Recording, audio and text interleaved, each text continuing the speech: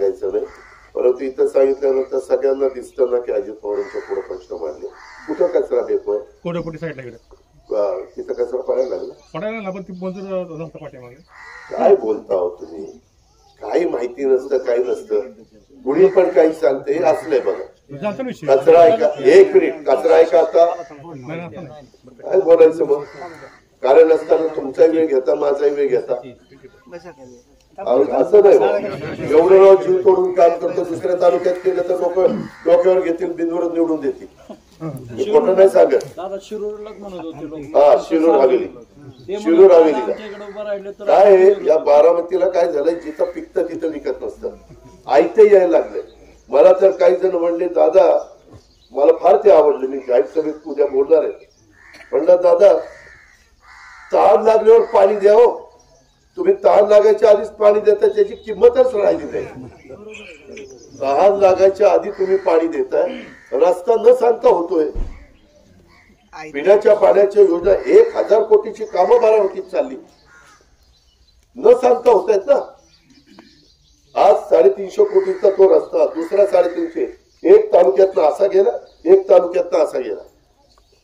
मेडत वरगाव road, आता माझा Nira road 4 लेन होणार आहे.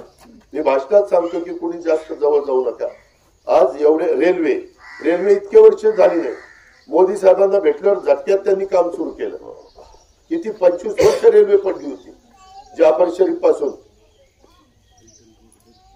फलटण रोड बंद पडलेला, तो सुरू केला. पालखी मार्ग राव कधी पाटसला वळतात आणि कधी बारामती येते. 15 ते 20 मिनिटात बारामती येते. पूर्वी 1.5 तास लागायचा जायला. मला चांगलं आठवतंय, आमच्या लहानपणी पुण्याला जायचं म्हटलं तर 4 तास एसटीला लागायचे. 4 तास. सगळे कुठं पूल करतोय, कॅनलवर, रस्त्यावर पूल करतोय, नदीवर पूल करतोय. रस्त्यावर म्हणजे जिथं उघडे ते आपल्या वडगाव निंबाळकरचा असेल किंवा काय, त्या सगळ्या गोष्टी अशा पद्धतीनं काम चालू. मी खोटं नाही सांगत, त्यानं सांगितलेलं खरं आहे. मला शिरूर हवेलीलाही बोलवलं होतं, मला सिन्नरलाही बोलवलं होतं, पुरंदरलाही बोलवलं होतं. पण सगळे म्हणजे राव दादा तुम्ही आमच्या तालुक्यातले कशाला तिकडे जाता? नाही, कर्जत आमच्याकडे मी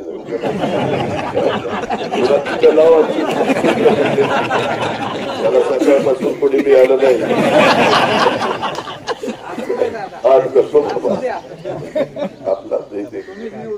अरे बाबा, ती गोष्ट वेगळी होती. ते मला एवढंच सांगायचं, एवढं सगळं आम्ही काम करतोय, मला ते पटले. तहान न लागताच पाणी घेतं, त्याच्यामुळं त्या पाण्याची किंमतच राहिली नाही. दुसरं पाण्याच्या बद्दल आता एवढं 1000 कोटीचं काम चेष्टा नाही. एबीपी माझा, उघडा डोळे बघा नीट.